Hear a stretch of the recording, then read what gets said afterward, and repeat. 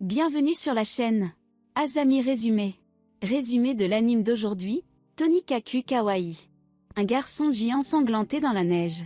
Il se demande comment mourir pourrait faire si mal, mais une fille entre dans sa vision et dit qu'il ira bien et qu'il n'est pas encore prêt à mourir. Il perd connaissance alors qu'elle lui dit bonne chance. Nasa Yuzaki est né de parents excitables qui lui ont donné le nom du ciel étoilé. À la maternelle, parce que la NASA était le nom de l'agence spatiale américaine, il était taquiné.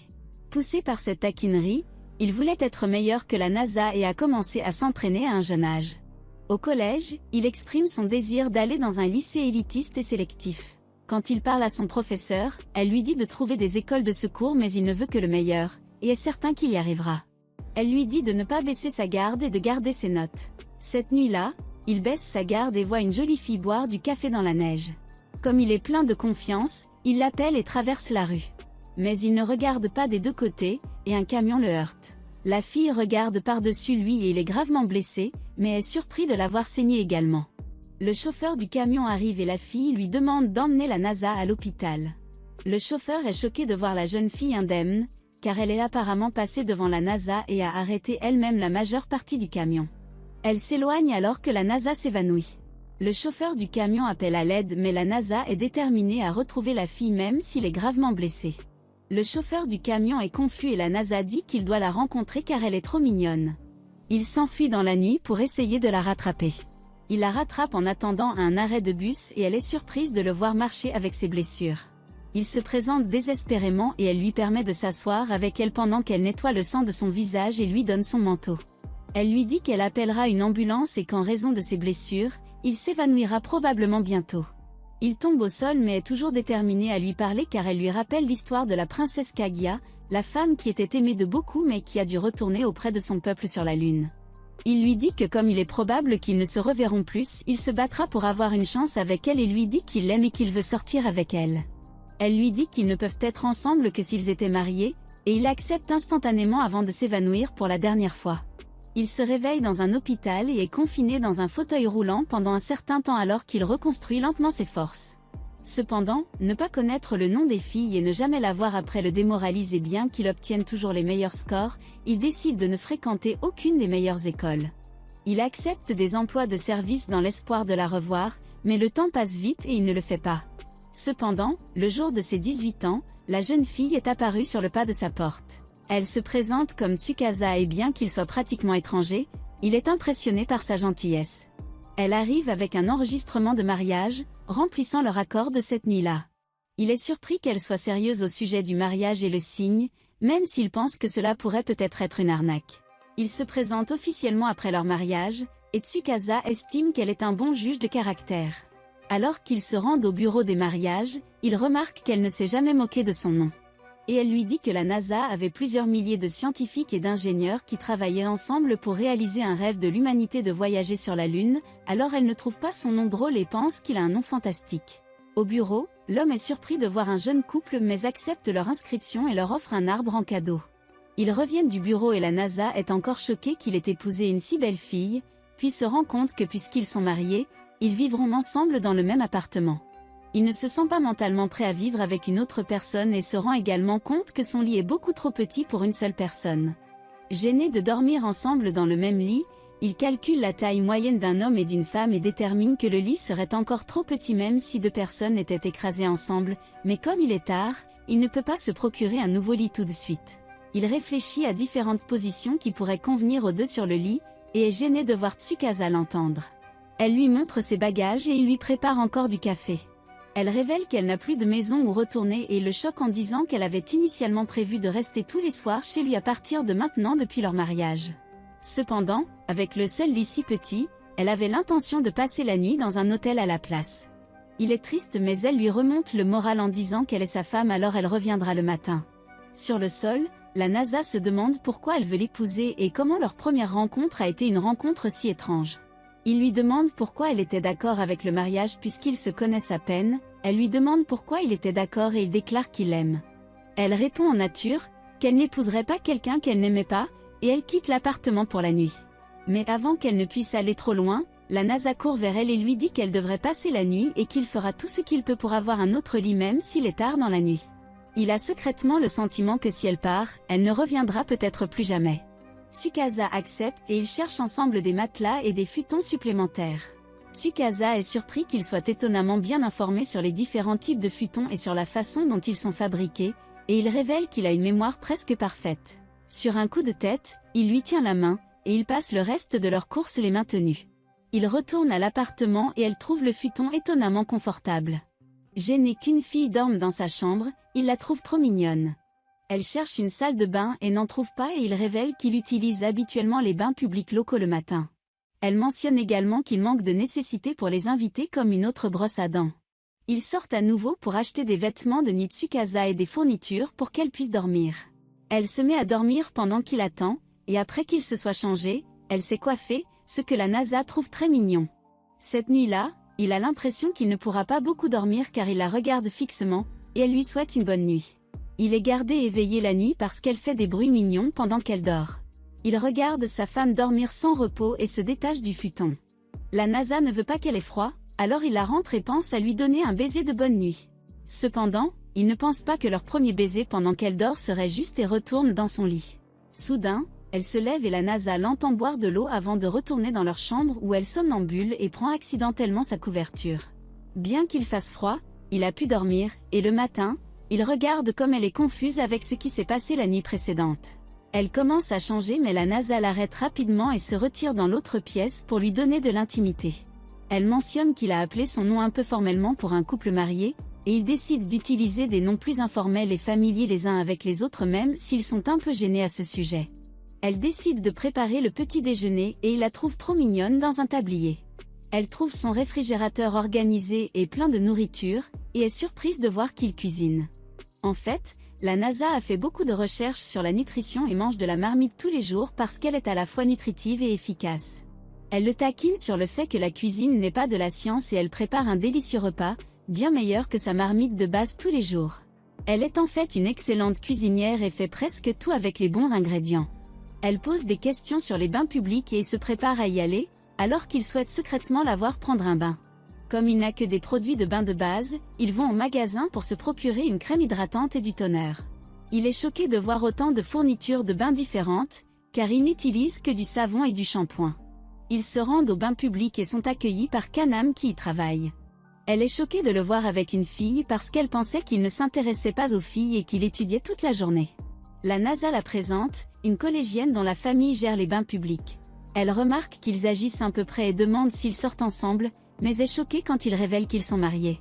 Comme cadeau de mariage, elle les laisse se baigner gratuitement aujourd'hui, mais d'après l'entrée de Tsukasa, elle arrête la Nasa et demande une explication comme prix du bain. Elle est étonnée qu'ils soient mariés car elle pensait qu'ils seraient célibataires jusqu'à l'âge de 30 ans où ils développeraient des pouvoirs de sorcier. Elle le frappe parce que sa femme a l'air aussi jeune qu'elle, et leur chahut attire l'attention des spectateurs. Elle lui demande s'il a parlé de son mariage à Aya, et il répond qu'il ne l'a pas fait alors qu'elle le traite d'idiot. Elle demande s'ils ont eu une cérémonie pour leur mariage et elle lui reproche d'être trop efficace et de ne pas penser aux traditions importantes. Il la trouve étonnamment mature pour un collégien, et il est inspiré de faire de son mieux pour sa femme pendant qu'il proclame son amour pour elle. Elle l'entend et est un peu gênée qu'il crie son amour dans la rue. La Nasa prend un bain et pense à sa femme, mais Kanam entre soudainement dans le bain et le taquine d'être petit. Tsukasa prend également un bain et rencontre Aya, la fille aînée de la famille qui dirige le bain qui s'est accidentellement endormie dans les bains publics. Elle s'excuse à plusieurs reprises d'avoir empiété sur Tsukasa, et demande si Tsukasa la laisserait se laver le dos en s'excusant. Tsukasa la refuse d'abord, mais Aya insiste parce que sa famille a des traditions de lavage du dos depuis de nombreuses générations et qu'elle est extrêmement douée pour cela. Aya pense que sa peau est aussi douce que de la soie, ce qui lui rappelle la société Apple et elle dit que sa peau est comme l'iPhone X, mais s'excuse ensuite d'avoir comparé la peau de Tsukasa à un téléphone. Il se présente et puisque Tsukasa a maintenant le nom de famille de la Nasa, Aya pense qu'elle est la petite sœur de la Nasa. Nasa, qui a fini de nettoyer, ne peut s'empêcher de rêver de la nuit où il a rencontré Tsukasa. Elle le réveille avec un café et avant de partir, Aya demande à la Nasa si elle fait partie de sa famille. Il la comprend mal et dit qu'elle est de sa famille, ne sachant pas qu'Aya pense qu'ils sont frères et sœurs. Aya révèle qu'elle connaît la NASA parce que dans le passé, lorsque les bains publics traversaient des moments difficiles en raison de la mort de son grand-père et de la fuite de son père avec une idole, la NASA a pu utiliser ses compétences en efficacité pour aider à redresser financièrement les bains publics. Sur le chemin du retour, Tsukasa demande à la NASA s'il pense qu'Aya est mignonne, et la NASA explique à quel point Aya est non seulement mignonne, mais qu'elle est devenue de plus en plus mignonne au fil des années depuis qu'ils sont tous les deux allés au collège ensemble. Tsukasa commence à être jalouse et la NASA interprète à tort sa mauvaise humeur comme une déception face à l'absence de cérémonie puisqu'il passe devant une cérémonie de mariage. Elle le comprend mal, et il commence à croire qu'elle veut avoir une grande cérémonie de mariage avec une jolie robe de mariée, alors qu'elle voulait juste être complimentée. Il court chez lui alors qu'elle est confuse et est déterminée à rendre l'impossible possible pour la rendre heureuse. Et c'est tout pour cette vidéo, assurez-vous de vous abonner si vous l'avez appréciée et je vous verrai dans la prochaine. Après le départ de la NASA, Tsukasa retourne dans leur appartement et pense au passé. Elle se sent seule lorsqu'elle retourne à l'appartement parce qu'il n'y a personne pour l'accueillir, et elle est déçue que la NASA l'ait quittée après les bains publics. Elle se demande quand la NASA reviendra et décide qu'elle le rendra fier en nettoyant l'appartement. Cependant, elle trouve que l'appartement est assez propre et qu'il n'y a pas grand-chose à nettoyer. Elle a également peur de trouver du matériel illicite autour de l'appartement. Elle décide plutôt de cuisiner quelque chose de délicieux pour son retour. Elle entend la sonnette et est surprise de voir une fille nommée Kitose. Kitose se moque de l'appartement miteux et Tsukasa lui ferme la porte. Kitose est là pour la chercher et l'emmener dans un meilleur endroit, et elle s'excuse de s'être moquée de l'appartement. Tsukasa était auparavant restée avec Kitose et sa famille mais est partie soudainement, alors Kitose a décidé d'aller la chercher. Elle s'approche un peu trop, et Tsukasa lui dit de rentrer chez elle pour dire à sa grand-mère Tokiko qu'elle est mariée maintenant et elle retourne dans l'appartement. Kitose est triste d'apprendre qu'elle est mariée et pleure sur les marches de l'appartement. La NASA la voit pleurer et la réconforte. Kitose lui parle d'un membre de sa famille qui s'est enfui de chez lui et ne reviendra pas. La NASA souhaite qu'il puisse l'aider d'une manière ou d'une autre car Kitose la décrit comme un papillon de verre volant librement. Il commence à parler mais Kitose se rend compte que la NASA est en fait le mari de Tsukasa après l'arrivée de Tsukasa et elle devient incroyablement en colère. La NASA se présente et cela semble calmer Kitose, qui pense toujours que Tsukasa ne devrait pas être marié avec lui. La NASA utilise ses compétences vocales et commence à calmer la conversation, mais Kitose ne se laisse pas impressionner et convoque ses gardes du corps qui le kidnappent. Kitose l'interroge et sent qu'il doit être un escroc ou un escroc. Ils se rendent dans son manoir où elle révèle son projet de répandre des rumeurs d'infidélité pour que la NASA et Tsukasa divorcent. Elle convoque ses servantes Charlotte et Aurora et leur demande d'obtenir des photos osées de la NASA, et Charlotte commence à se déshabiller. Kitose l'arrête et déclare qu'ils ont seulement besoin de s'assurer que Tsukasa déteste la NASA et qu'ils n'ont rien à faire de radical, mais pendant qu'ils parlaient, la NASA s'est enfuie. Perdue dans le manoir, la NASA explore son environnement et à l'intérieur d'une pièce voit un rocher exposé. La forme et la composition de la roche lui rappellent la Lune, et il se rend compte qu'il pourrait en fait s'agir d'une roche lunaire. Il se demande comment cette famille a pu obtenir une roche lunaire, car ce sont de précieux artefacts de l'alunissage et se trouvent généralement dans les musées. Charlotte arrive avec une épée et jure de l'éliminer pour intrusion.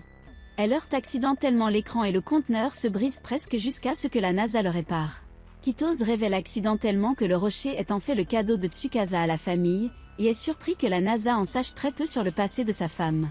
Elle est choquée d'apprendre qu'il ne la connaît pas très bien, et elle se souvient quand elle était petite Tsukasa l'a en fait sauvée pendant qu'il grimpait. Elle est en colère parce qu'elle pense qu'elle devrait être mariée à Tsukasa. Les femmes de chambre exécutent leur plan et Charlotte le serre dans ses bras, puis Aurora Photoshop son visage sur la photo pour qu'il ait l'air de tromper Tsukasa. Ils sont choqués de la qualité de la photo et voient que Tsukasa est arrivé et n'est pas content de voir la photo. Elle détecte facilement le Photoshop mais Kitose demande à Tsukasa de divorcer de la NASA. Tsukasa convoque la NASA pour une conversation privée mais elle ne faisait vraiment que l'aider à s'échapper. Il s'excuse pour la photo mais Tsukasa n'est pas vraiment en colère parce qu'elle sait que c'est un Photoshop, et si ce n'était pas le cas, il ne serait pas en vie. Elle révèle un passage caché dans le manoir qu'ils utilisent pour échapper à Kitose et aux femmes de chambre, et la NASA est confuse car il ne connaît pas du tout son passé. Cependant, il pense que cela n'a pas d'importance et que tant qu'ils seront mariés, tout ira bien. Le passage de fuite mène à une ancienne église, et elle révèle que le manoir et l'église ont été construits pendant la restauration Meiji. Elle est heureuse de pouvoir lui montrer l'église. Il professe à nouveau son amour pour elle avec une proposition formelle, et ils s'embrassent. À la maison, Tsukasa veut regarder Space Jousnado, un film sur les requins dans l'espace, mais est choquée de constater que la NASA n'a pas de télévision. Elle se rend compte qu'il ne connaît rien au cinéma et à la télévision, et exige de savoir ce qu'il a fait toute sa vie. Puisqu'elle est incroyablement passionnée par les films et la télévision, elle souhaite partager son passe-temps avec lui, afin qu'ils puissent tous les deux être enthousiasmés par les films. Elle lui demande de rattraper son retard sur les films même s'il y a beaucoup trop de films et d'émissions à regarder, mais lui demande d'essayer de regarder autant de films que possible. Il est surpris de voir à quel point elle est passionnée par les films puisqu'elle est normalement décontractée. Ils font des achats télévisés et la NASA est confuse quant à tous les choix qui lui sont offerts. Tsukasa lui dit de simplement acheter une télévision bon marché car elle sera heureuse quelle que soit la qualité de la télévision. Plus tard, au bain public, Kaname est surpris d'apprendre que la NASA a officiellement proposé Tsukasa, mais le félicite d'avoir franchi cette étape importante. Elle demande s'ils ont des alliances et est choquée qu'il n'ait jamais pensé aux alliances. Elle lui reproche de ne pas l'emmener en voyage, ni au restaurant, ni de lui acheter de cadeaux. En attendant que Tsukasa termine son bain, la NASA réfléchit aux alliances et au coût d'une bague pour Tsukasa. Sur le chemin du retour, il lui dit qu'il travaillera ce jour-là, et ils s'arrêtent dans un parc. Ils apprécient le parc en silence, mais ils se demandent s'ils devraient faire autre chose que regarder le lac en silence. Ils se demandent si elle a peur qu'il aille au travail et ils s'embrassent. Les femmes de chambre les espionnent et sont choquées de les voir intimes en public. Le couple est gêné même s'ils se croient seuls. Ils reviennent du parc et la NASA exprime son inquiétude que Tsukasa soit parti quand il aura fini de travailler, et elle lui dit de ne pas s'inquiéter. Au travail, il se demande si elle est seule et arrive à la conclusion que c'est à cela que servent les alliances, pour rappeler au couple les uns des autres. Il se souvient avoir occupé de nombreux emplois de service pour tenter de la retrouver après leur première rencontre et à quel point il était triste pendant longtemps. Quand il rentre chez lui, elle prépare un dîner. Au cours du dîner, il suggère qu'ils obtiennent des bagues de fiançailles et elle est surprise de le voir agir de manière romantique. Elle ne pense pas qu'une bague de fiançailles soit nécessaire puisqu'ils sont déjà mariés et constate qu'il est confus quant aux différences entre les fiançailles et les alliances. Là où les bagues de fiançailles sont souvent chères et flashy, utilisées pour les fêtes et les alliances sont plus simples et personnalisées pour le couple. Elle pense que l'idée est romantique, mais pas pratique pour eux car les alliances sont chères. Il soutient qu'il veut vraiment des alliances en signe de leur amour, et Tsukasa est à peu près sûre que la NASA n'a aucune idée du prix réel des diamants. Alors le lendemain, elle l'amène dans un magasin de diamants et il est choqué de voir à quel point les alliances sont chères. La vendeuse révèle qu'ils sont chers parce que leur boutique vend des diamants de la plus haute qualité au monde, et qu'aucun couple ne se contenterait de bijoux bon marché. Il se demande s'il devrait acheter les bagues car c'est un achat unique et il en a juste assez s'il dépense tout son argent, mais Tsukasa intervient et il s'échappe du magasin. Il veut vraiment acheter les bagues, mais Tsukasa est catégorique, ils achètent quelque chose de moins cher et ils vont dans un magasin de qualité inférieure. Il est ravi de voir que les prix sont plus bas mais qu'ils sont encore très chers pour Tsukasa. Plus tard, il lui révèle qu'il veut acheter une bague pour que s'ils sont séparés, ils puissent penser l'un à l'autre. Elle est charmée et il retourne au magasin de mauvaise qualité pour obtenir les bagues les moins chères disponibles. Il se demande si une bague bon marché est acceptable, et elle dit que les bagues n'ont pas autant d'importance par rapport au souvenir de leur achat car elle n'oubliera jamais qu'il a acheté l'alliance pour elle. Au cours des dernières nuits, la NASA a remarqué la routine de Tsukasa consistant à se déplacer de manière désordonnée la nuit, à somnambuler et à se procurer de l'eau, puis à s'endormir partout. Cette nuit-là, elle rampe accidentellement dans son lit et la NASA ne peut s'empêcher de la serrer dans ses bras même s'il est vraiment gêné. Elle se réveille et l'embrasse avant de s'endormir à nouveau par terre. En raison de ses habitudes de sommeil, il est souvent incapable de bien dormir.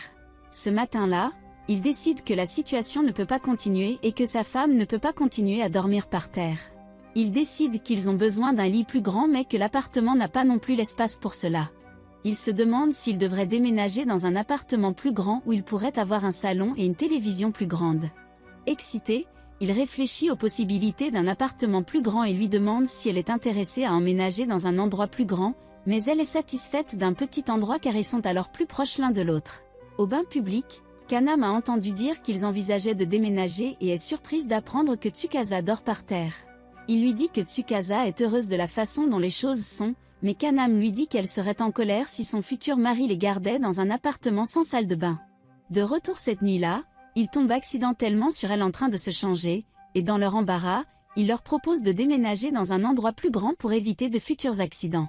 Elle est toujours préoccupée par le coût, et il lui dit que s'ils déménagent dans un endroit plus grand, ils peuvent acheter un projecteur de cinéma pour qu'elle puisse regarder plus de films. et que dans un endroit plus grand, il peut obtenir une étagère pour qu'elle puisse garder une collection de films. Ils pensent à trouver un nouvel endroit mais ont besoin d'un garant, et la NASA se rend compte qu'il n'a pas dit à ses parents qu'ils étaient mariés. Il appelle sa mère et lui dit qu'il est marié, puis raccroche. La NASA révèle à Tsukasa qu'il a parlé de l'accident à ses parents et qu'elle était la seule à le sauver. Il décide que puisqu'ils ont besoin de l'aide de ses parents pour l'appartement, ce serait le bon moment pour Tsukasa de rencontrer ses parents. Il est un peu inquiet de les rencontrer, et il reçoit soudainement des SMS de sa mère qui a déterminé qu'il les contacte pour obtenir de l'aide pour obtenir un nouvel appartement. En échange de leur aide, ses parents exigent que le couple leur rende visite. Ses parents habitent dans une autre préfecture, alors il se demande s'ils pourraient passer une belle lune de miel pendant la visite. Tsukasa le surprend et à sa demande, ils achètent un appareil photo car elle veut documenter leur nouvelle vie ensemble avec un journal photo. Il commence par prendre quelques photos de Tsukasa au bord du lac, et la NASA constate qu'il aime vraiment la photographie. Le lendemain, ils se rendent à Kyoto et prennent des photos en cours de route. Elle est ravie de rencontrer ses parents. Pendant ce temps, Kitose les espionne avec ses femmes de chambre et se demande pourquoi elles utilisent un bus au lieu d'utiliser un train à grande vitesse. Elles prennent une voiture pour traquer le couple. Tsukasa dort très bien dans le bus mais la NASA trouve les sièges très inconfortables, mais il agit heureux pour elle pendant qu'il se repose.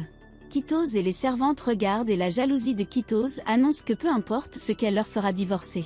Et c'est tout pour cette vidéo, assurez-vous de vous abonner si vous l'avez appréciée et je vous verrai dans la prochaine.